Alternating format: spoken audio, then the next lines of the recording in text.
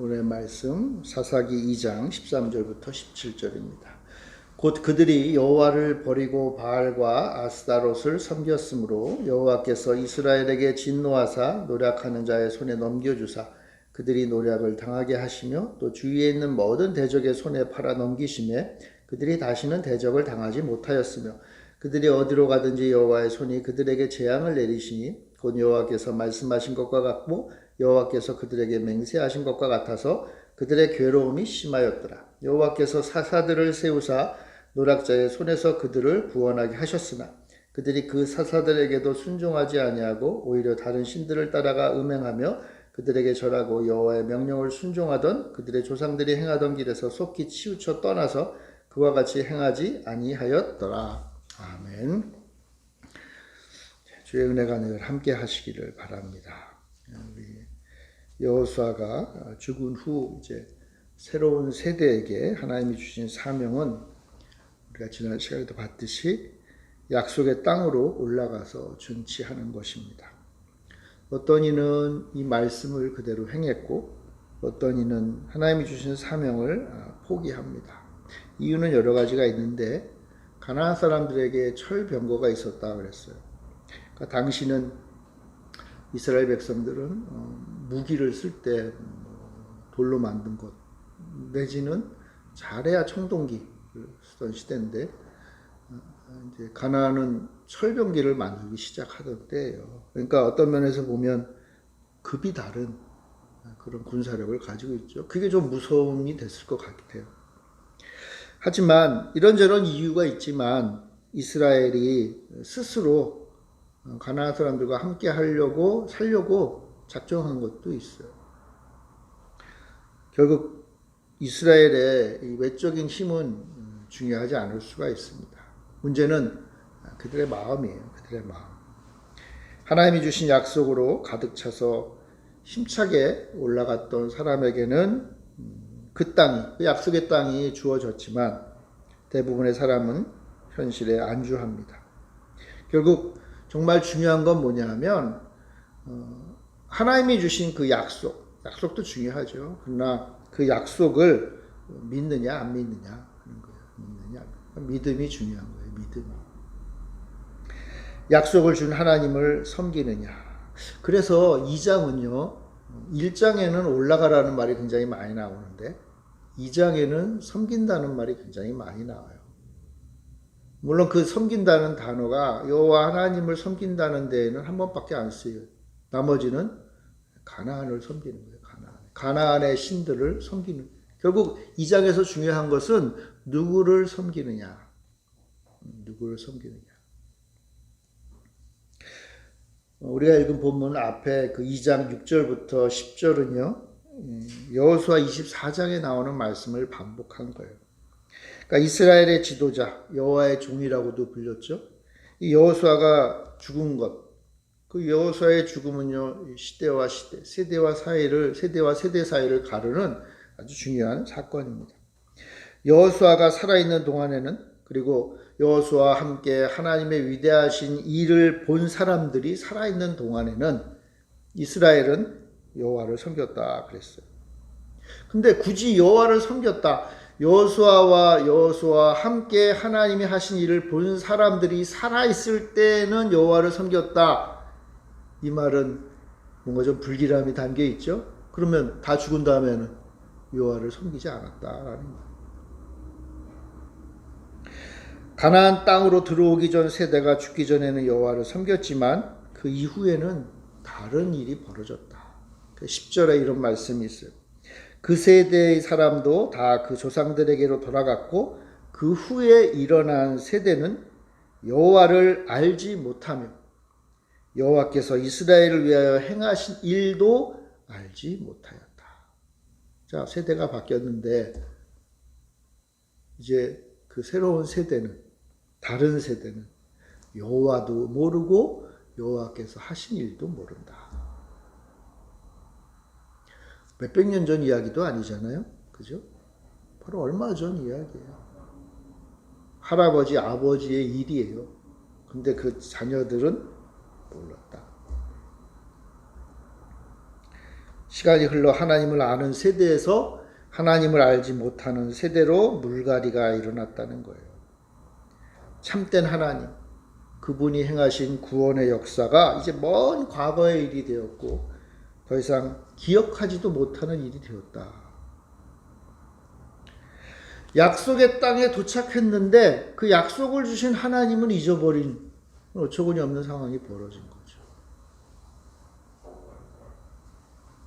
여호수아서에서 보면 우리가 그동안 전에도 한번 살펴봤지만 여호수아서에 보면 하나님이 이스라엘 백성들에게 계속 강조하신 것 중에 하나가 뭐냐면 지금 내가 너와 함께한 그 일을 너의 후손들에게 가르치라고 끊임없이 말씀하셨잖아요. 그죠? 끊임없이. 근데 이제 더 이상 그 요단강 항복판에 있던 돌무더기 그리고 요단 건너 길갈에 세웠던 기념비를 찾는 이가 없는 거예요. 여호와를 단지 모르는 것에 그치지 않아요. 여호와를 모르고 여호와께서 하신 일을 잊어버리는 것, 뭐 그걸 잊어버린 걸로 끝이는 게 문제가 아니에요. 더 큰 문제는 뭐냐면 우리 인간은 이 마음이 비면요, 마음에 공허함이 오면 무엇인가로 그 공허함을 채워야 되는 존재들이거든요. 그러니까 그동안은 여호와 하나님으로 우리 하나님께서 해주셨던 일, 나와 함께 하셨던 그 일로 내 마음이 채워져 있었는데 이제 그걸 다 잊어버렸어요. 그 다음 세대가. 그럼 어떻게 돼요? 그 빈 마음을 무엇인가로 채워야 돼요. 무엇인가로. 근데 이제 다른 세대는 어떻게 됐습니까? 비었잖아요. 그 빈 것을 무엇인가로 채워야 돼요. 그게 뭐예요? 11절에 나오지만 여호와 대신 가나안의 정신, 가나안의 주인이 이스라엘의 빈 마음에 들어오게 된 거예요. 11절에 이스라엘 자손이 여호와의 목전에 악을 행하여 바알들을 섬겼다. 바알이 이스라엘, 새로운 세대인 이스라엘의 마음에 들어온 거예요. 바알이라는 말은 여러분 뭐 많이 들으셨죠? 이 말은 주인이라는 뜻이에요. 주인. 그러니까 바알은요 말 그대로 가나안의 주인이에요. 가나안의 주인. 그 땅 사람들, 가나안에 사는 사람들의 주인. 또는 바알은요 그 땅 사람들의 영적인 남편이에요. 그리고 구원자. 원래 바알이라는 단어는요 그 가나안에 있어서 아주 중요한 역할을 하는 신의 이름인데 이 말은 원래는 날씨, 천둥, 그 천둥의 신이에요. 그러니까 날씨를 주관하는 신이죠. 그리고 또 전쟁의 신이에요. 전쟁의 신. 그래서 구약 성경에 보면 이 바알을 하닷이라고 부르기도 해요. 하닷. 자, 날씨를 조절하는 날씨의 신이니까 가나안 사람들에게 뭐예요? 풍요의 근원이 되잖아요. 그죠? 바알 신이 잘해주면 가나안의 사람들은 풍요롭게 살 수 있는 거예요. 농사도 잘 짓고 그걸 통해서 풍요롭게 살 수 있는 거예요. 자, 전쟁의 신이라고 했으니까 외세의 침략으로부터 가나안 사람들을 구원해주는 역할을 하는 신이기도 해요. 그러니까 가나안에 사는 사람들에게 있어서 바알은 정말 정말 중요한 신, 믿고 의지할 만한 신인 거예요. 그러니까 이스라엘 백성들이 이제 가나안에 들어왔잖아요. 그래서 가나안에서 살아야 되는데 주변을 보는데 그 가나안 사람들에게 있어서 가장 중요한 신, 그들이 정말 최선을 다해서 열심을 다해서 섬기는 신이 바로 바알이었다는 거예요. 그리고 그 바알이 가나안 사람들에게 풍요와 안전을 주는 신이었던 거예요. 가나안 사람들은 바알을 통해 평화와 안전을 얻었어요. 자, 그런데 11절부터 12절에 보면 이제 그 바알에 대해서 이스라엘이 어떻게 대하는가가 나와요. 우리 11절, 12절 한번 좀 같이 읽어볼까요? 시작. 이스라엘 자손이 여호와의 목전에 악을 행하여 바알들을 섬기며 애굽 땅에서 그들을 인도하내신 그들의 조상들의 하나님 여호와를 버리고 다른 신들 곧 그들의 주위에 있는 백성의 신들을 따라 그들에게 절하여 여호와를 진노하시게 하였으되. 자, 그럼 당시 그 땅에서 벌어졌던 일을 한번 우리가 상상을 좀 해봐요. 이스라엘이 가나안 땅으로 들어왔는데 그 땅에는 바알 신이 있었던 거예요. 지금까지 가나안 땅에 도착하기 전까지 이스라엘은요, 이 험한 광야를 헤치며 왔잖아요. 험한 광야를 헤치면서 여호와의 권능과 여호와의 도움으로 이제 가나안에 도착을 한 거예요. 그러니까 지금까지 이스라엘 백성은 승리를 해왔어요. 승리했어요. 그러니까 이스라엘 백성들이 승리한 이유가 뭐예요? 여호와께서 함께 하셨으니까.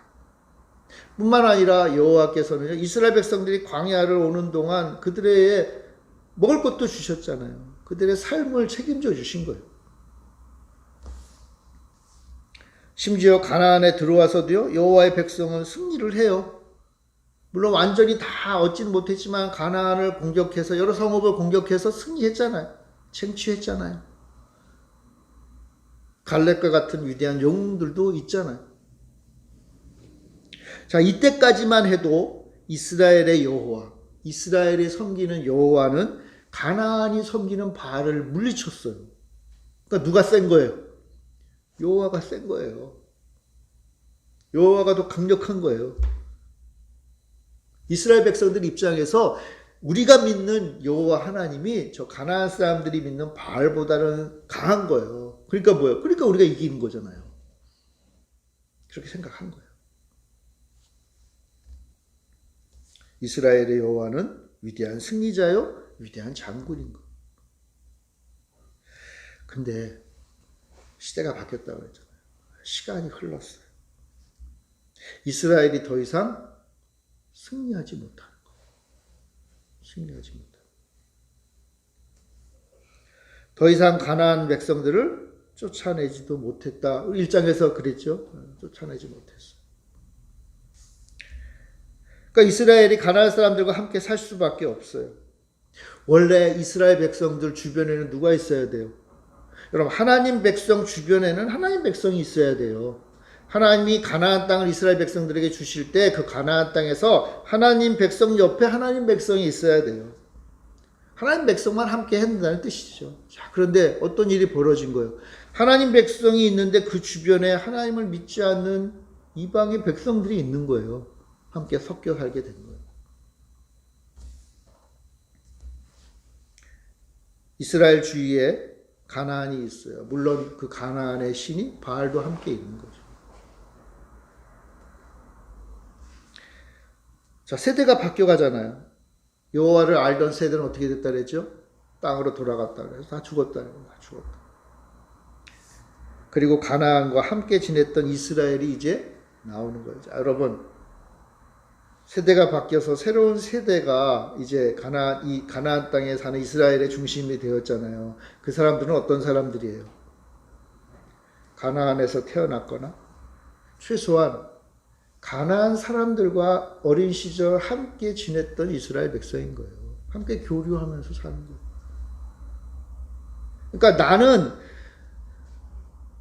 할아버지, 아버지 세대는 오직 하나님의 백성들과 함께 광야를 헤치며 하나님의 백성들 사이에서 살았던 사람들인데 이제 어떻게 된 거예요? 가나안에서 태어난 새로운 세대는요, 어린 시절 누구와 함께 했어요? 가나안 사람들과 함께 했던 거예요.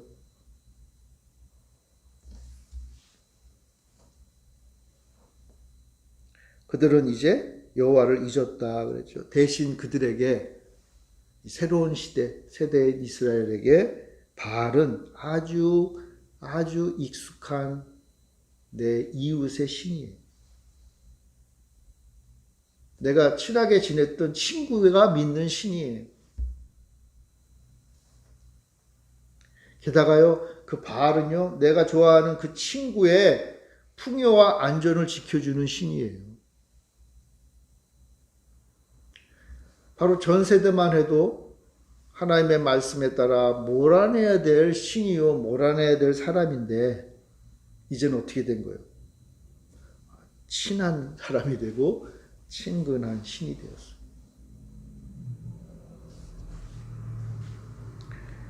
이런 상황 속에서 여호와를 버리고 바알을 택하는 것이 어렵지 않죠.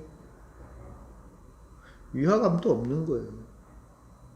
우리는 바알하면 막 그냥 우리 거부하잖아요. 근데 그 당시 이스라엘 사람들에게 있어서는요, 바알은요 아주 친근한 신이, 심지어는요 좀 이후의 역사를 보면 여호와 하나님을 바알이라고 불러요. 왜냐하면 바알이라는 말 자체가 주님이란 뜻이거든요.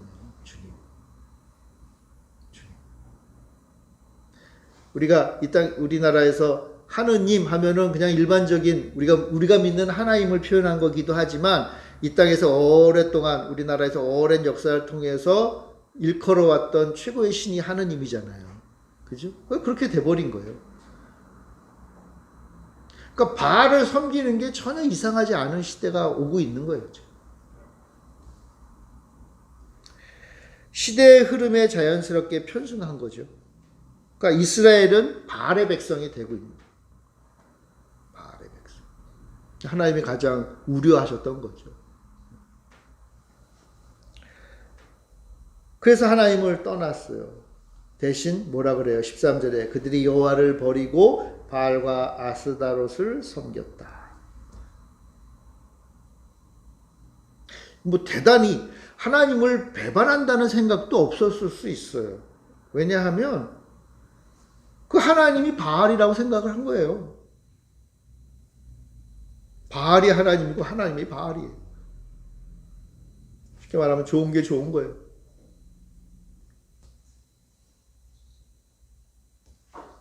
문제는 이스라엘을 출애굽시키고 광야에서 이끄셨던 하나님이 만만한 분이 아니라는 사실. 언약의 대상 이스라엘이 배신을 했잖아요. 배신을 한 거죠. 하나님은 진노하세요. 14절에 보면 여호와께서 이스라엘에게 진노하사. 이 진노라는 말은요, 이 얼굴에 분노의 불꽃이 타오르는 거예요.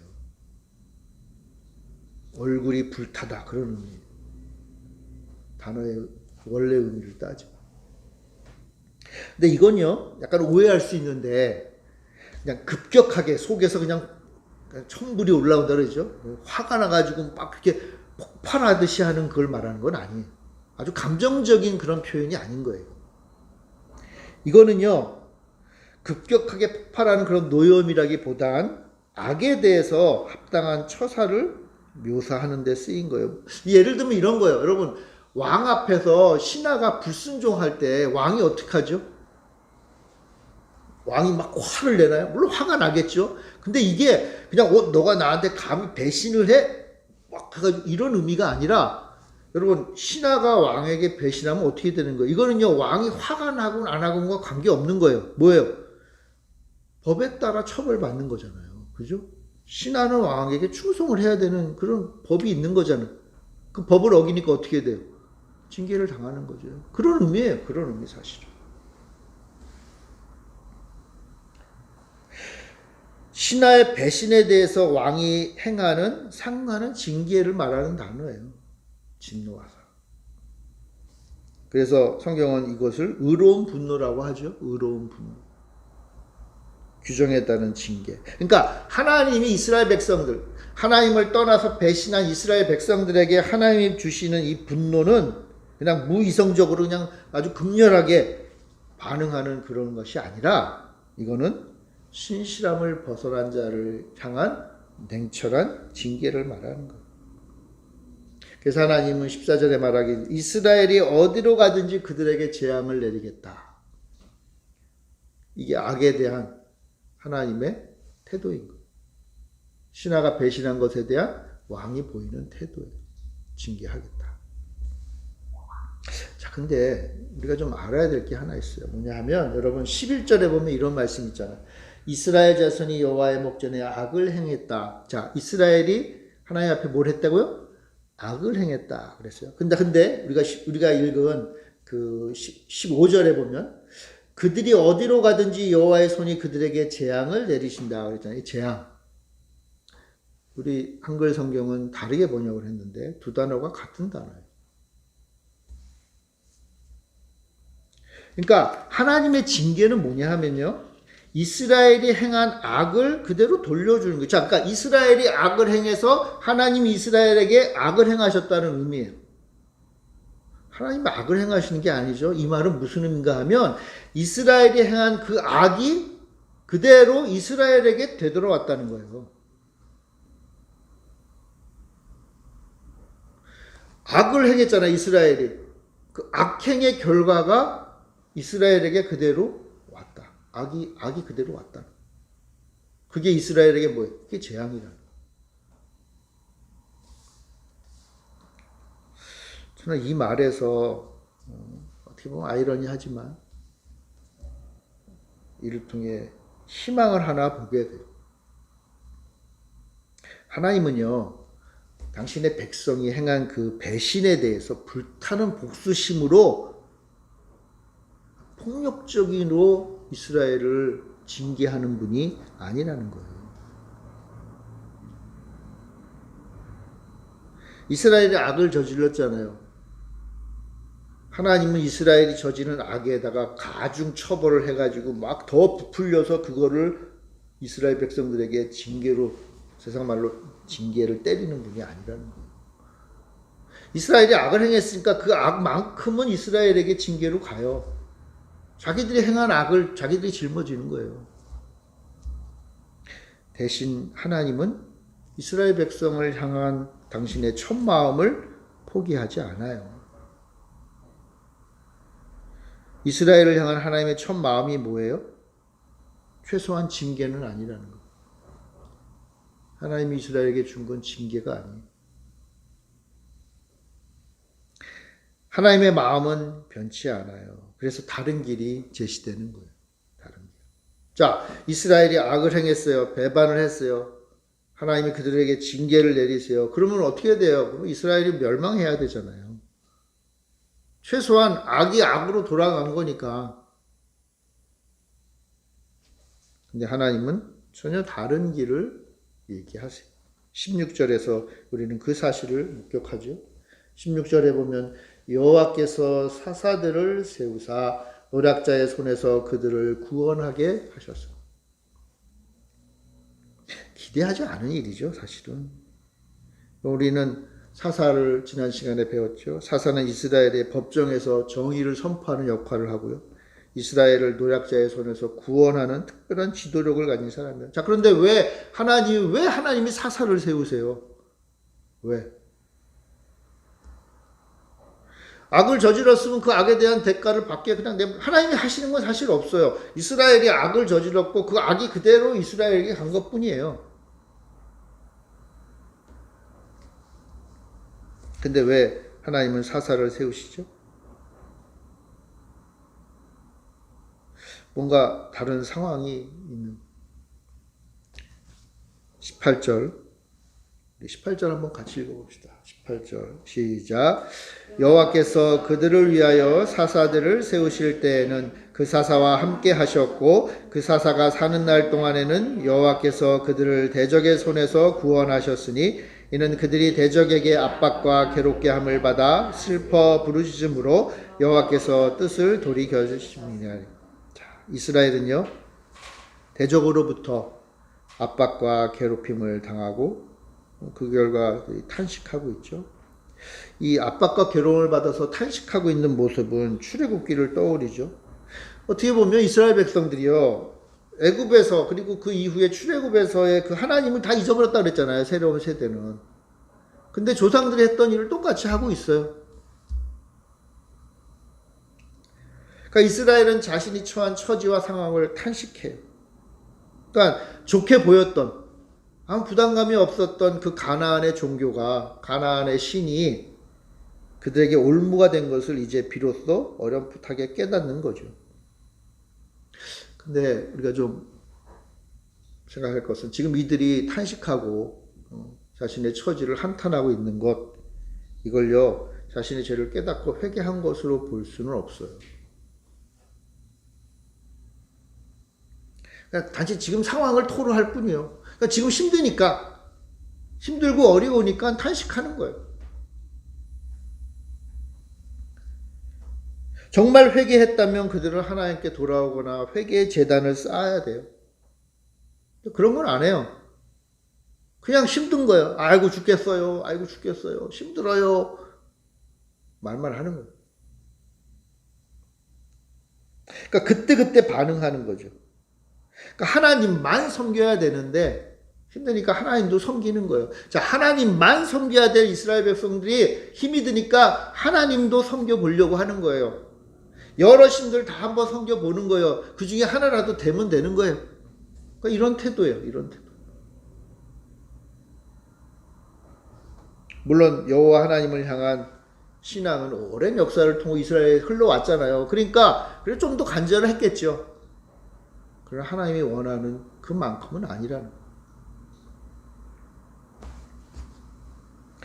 그걸 알 수 있는 이유는요, 그 이후에 나오지만 여러분, 사사가 있을 때는 사사와 함께하는 하나님을 이스라엘 백성도 바라봤어요. 근데 사사가 죽으면 어떻게 했다 그랬어요?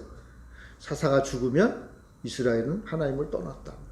계속 반복되는 거예요. 계속 반복되는 거예요. 그러니까 이스라엘이 지금 탄식하고 괴로움 때문에 힘들어하는 그 이유가 하나님이 사사를 주셔서 이스라엘을 구원한 이유가 아니에요. 가끔 착각을 해요. 이스라엘 백성들이 탄식하고 힘들어서 그렇게 하니까 하나님이 사사를 보내서 이스라엘을 구원했다. 아니에요. 이스라엘 백성들이 탄식한다고 해서 사사를 보낼 이유가 없잖아요. 탄식한다고 해서 힘들어한다고 해서 하나님께로 돌아오고 가나안의 모든 신들을 버리고 하나님이 처음 약속하셨던 대로 가나안에 하나님이 약속의 땅을 쟁취하며 나가야 될 거 아니에요. 그게 하나님이 원래 하라고 한 말씀이잖아요. 근데 그냥 가만히 있으면서 그냥 탄식만 하면서 있는다고 해서 그 모습이 하나님이 이스라엘을 구원해야 될 이유가 될 수는 없는 거예요.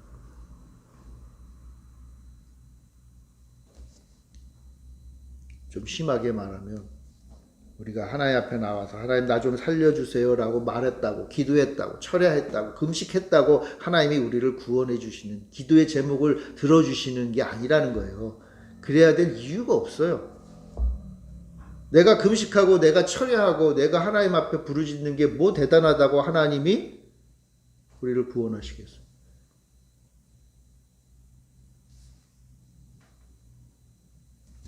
우리가 바라봐야 될 건 그게 아니라는 거예요. 우리가 바라봐야 될 건 하나님이 변하지 않으신다는 것을 바라봐요. 하나님은요, 이스라엘이 행하는 그 행동에 뭔가를 더하는 분이 아니에요. 여러분, 이스라엘이 저지른 죄가 하나님을 화가 나게 하는 게 아니에요. 약간 오해할 수 있죠, 그죠?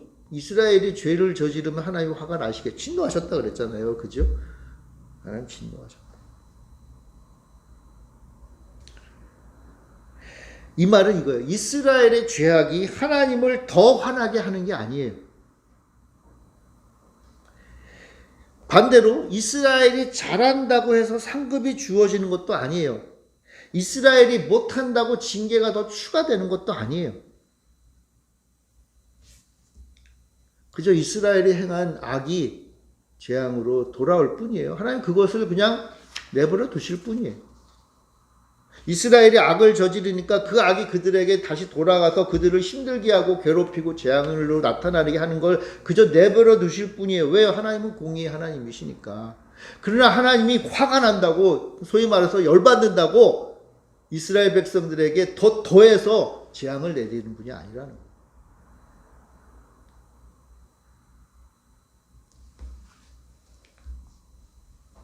하나님은 변하지 않는 분이에요. 뭐가 변하지 않죠? 하나님은 이스라엘 백성들을 출애굽시키고 광야를 거쳐서 가나안 땅으로 이끄실 동안 하나님은 안 변하는 분이에요. 뭐예요? 이스라엘을 사랑하시고 이스라엘을 구원하시고 이스라엘을 당신의 백성으로 삼아서 약속의 땅에서 살도록 하시려고 하는 하나님의 마음은 변치 않는 분.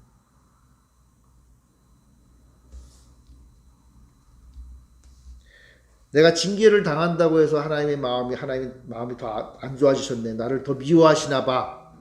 그게 아니라는 거예요.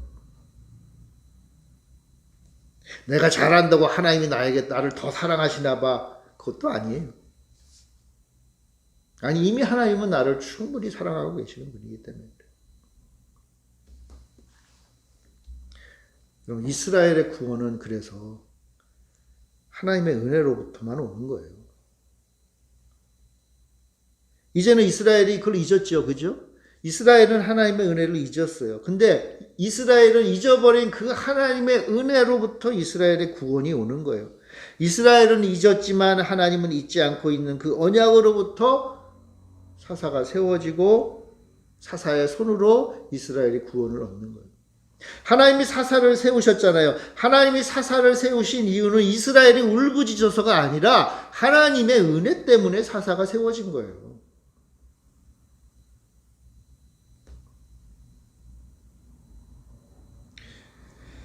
사사에게 이스라엘은 순종하지 않았잖아요. 이스라엘은 금방금방 이스라엘은 패역을 해요.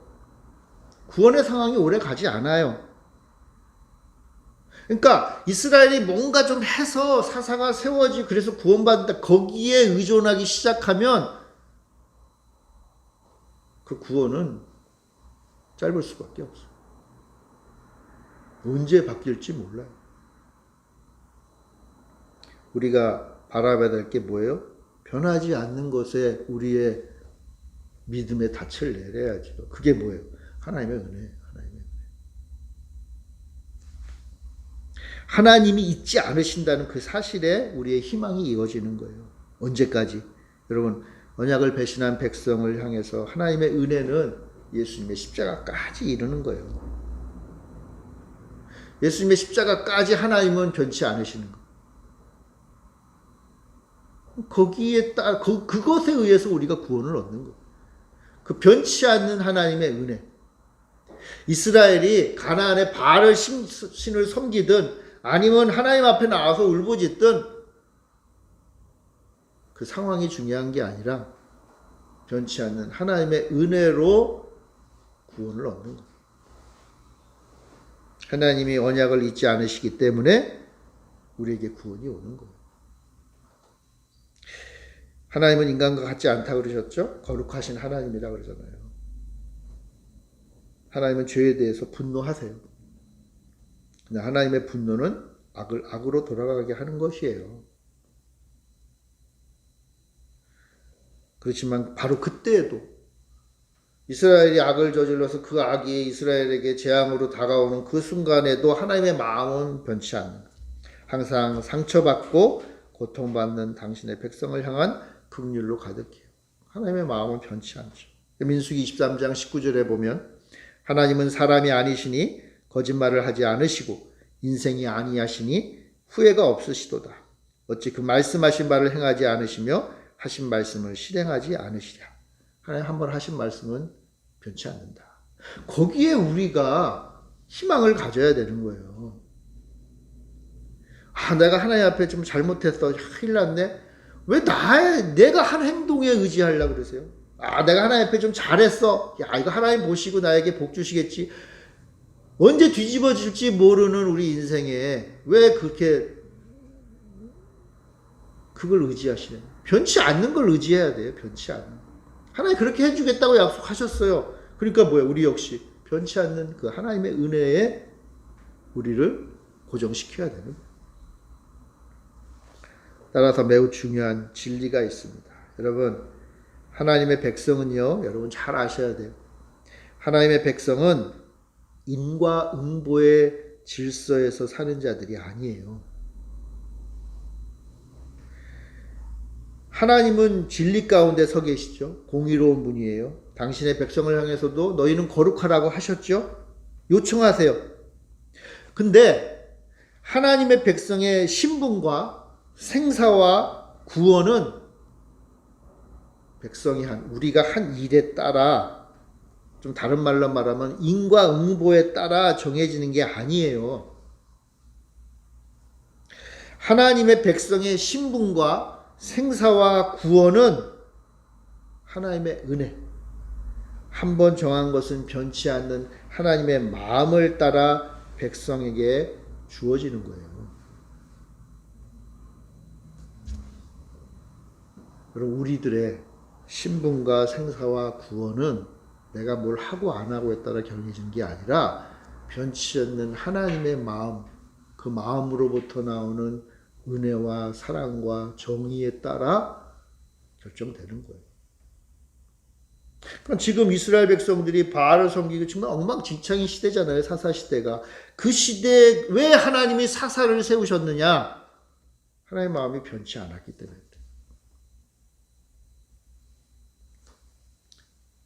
더 거슬러 올라가면 아브라함 시대까지 가겠죠.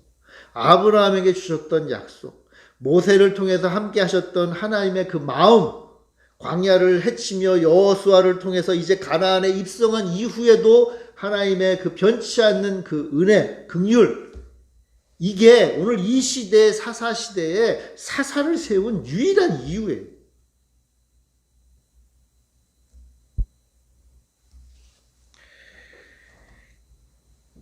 어떻게 보면 이 하나님의 변치 않는 마음 때문에 이스라엘 가운데 타락과 구원의 사이클이 이어진 거예요. 우리 흔히 사사기를 이스라엘이 타락하고 탄식하고 하나님이 돌이켜서 이스라엘에게 구원이 임했다 이렇게 하잖아요. 그게 계속 반복되잖아요. 왜요?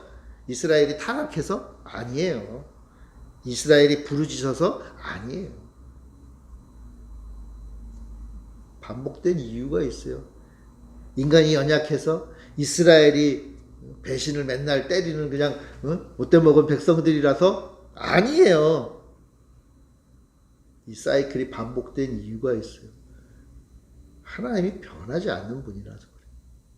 그게 우리에게 뭐예요? 희망이 되는 거예요.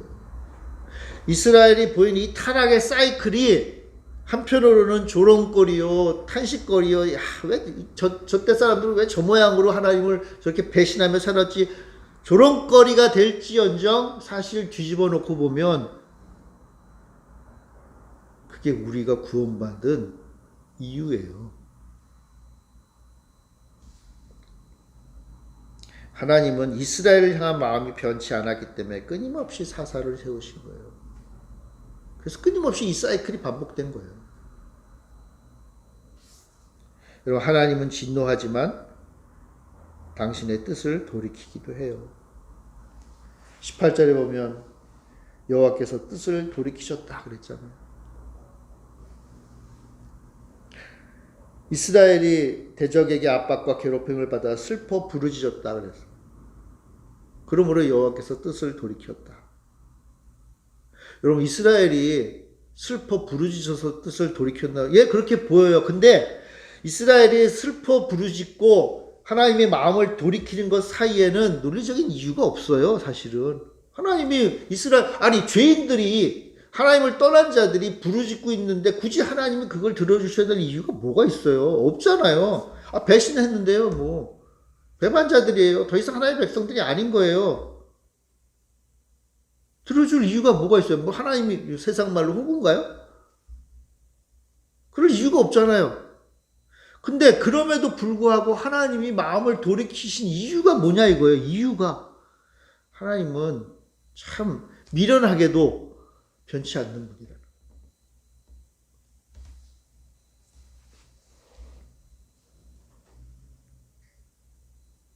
사람들은 하나님이 변덕을 부린다고 하죠. 그러나 사실 하나님은 아무것도 변하지 않으세요. 하나님의 마음은 변하지 않고 당신의 아들을 보내기까지, 그리고 그 아들을 십자가에 달기까지 변치 않아요. 하나님이 하나뿐인 아들을 죽을 상황에 놓여도 백성을 향한 마음이 변치 않는 거예요. 여기에 우리에게 희망이 있는 거예요. 하나님은 당신의 백성을 포기하지 않습니다. 그가 하나님을 버리고 떠날지라도 하나님의 마음은 바뀌지 않아요. 그들이 향한 악이 악으로 돌아오는 것은 필연이에요. 그러나 하나님의 마음은 변치 않는다. 그래서 하나님은 당신의 자녀가 돌아오게 하기 위해서라면 어떤 일도 행하여, 그 어떤 일이 바로 사사시대는 사사를 보낸 거예요. 이후로 선지자들을 보냈고요. 심지어 하나밖에 없는 당신의 아들도 보내요. 예수님이 마지막 때 하신 말씀이죠. 역사를 통해 보면 교회를 고통 가운데 이끄는 세력을 하나님이 남겨두지요. 이건 교회를 하나님의 말씀으로 사는지 시험하기 위해서고, 이 땅에서 거룩한 전쟁이, 영적 전쟁이 아직도 있다는 그 과정을 알게 하기 위함이에요.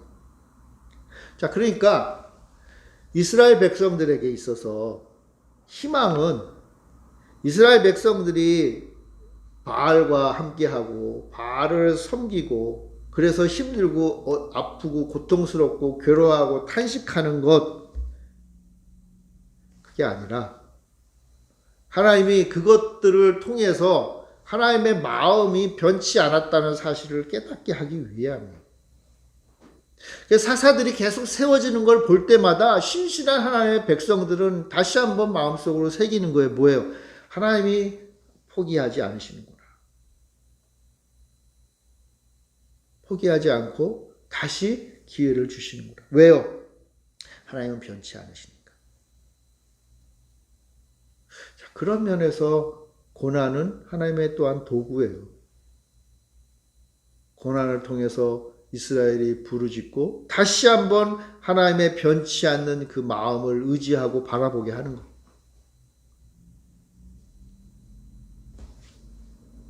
그런 면에서 고난은, 이스라엘이 하는 탄식은 하나님의 마음 변치 않고 성도를 구원할 것이라는 그 약속의 징표이기도 하죠. 사랑하는 성도 여러분, 우리가 살다 보면 이 사사시대 이스라엘 백성들처럼 끊임없이 하나님을 배신해요. 하나님 원치 않는 일들을 해요. 왜냐하면 우리 주변에 바알들을 섬기거든요. 익숙하니까. 하나님을 우리가 좀 떠나면 그 빈 마음은 바알로 바로바로 채워져요. 비어있지 않아요. 그러니까 우리는 끊임없이 이 사사시대 사람들처럼 하나님을 배신하고 떠나는 자들이에요. 그럼 좀 지나면 힘들죠. 어렵죠. 하나님의 백성이 바알을 섬기며 살면 편하겠어요? 편치 않거든요. 그러나 그때마다 우리는 기억해야 돼요. 하나님 변치 않으시다. 변치 않고. 당신의 백성을 구원하기 위해서 변치 않는 마음으로 하나님은 오늘도 우리를 구원하기 위해 무슨 방법이든 쓰신다. 그리고 그 모든 방법은 이제 예수 그리스도의 십자가 죽음으로 완성됨을 우리는 알게 되는 거예요. 그런 면에서 보면 사사는요, 오늘 우리 시대에 우리 주님의 모형이기도 해요. 하나님이 당신을 떠난 당신의 백성들을 다시 돌아오게 하기 위한 하나님의 최후의 수단, 이 사사시대에 그 마지막 하나님의 수단인 사사가 바로 우리 예수님의 모형입니다. 어떻게든지, 왜요? 변치 않는 마음이니까, 변치 않으니까 어떻게 해서든지 백성들을 돌아오게 하려고 하시는 거예요. 오늘날도 하나님은요, 당신의 백성을 향해서 변치 않아요. 변치 않아요. 그럼 어떻게 한다는 거예요? 무슨 수술을 써서라도 당신의 백성을 다시 돌아오게 하시는 거예요. 궁극적으로 우리 예수 그리스도의 십자가를 통해서 우리를 돌아오게 하시는 거예요. 이것이 사사시대의 중요한 주제예요. 사사시대는, 이 사사기는 사사들의 모습을 통해서 하나님의 변치 않는 마음을 깨닫기를 원하시고, 하나님이 무슨 수를 써서라도 당신의 백성을 구원하신다는 그 사실을 잊지 않기를 원하시는 주님의 뜻임을 여러분들이 반드시 기억하시기를 바랍니다. 사사들을 보내서 우리를 구원하셨듯이 이제 주님을 보내서 우리를 구원하신 변치 않은 하나님의 마음을 잊지 마시기를 바랍니다. 기도하겠습니다. 사랑의 주님, 은혜 감사합니다. 우리를 사랑하시는 주님, 그 마음 변치 않고 영원히 우리를 사랑하시는 주님, 그 마음 잊지 않게 하시고 다시금 주님 앞으로 돌아가며 주님만을 섬기며 주님을 따라 사는 당신의 귀한 백성들 다 되게 하여 주시옵소서. 주의 마음을 다시 한번 깊이 묵상하는 우리 모두가 되게 하여 주옵소서. 감사드리며 예수님의 이름으로 기도합니다. 아멘.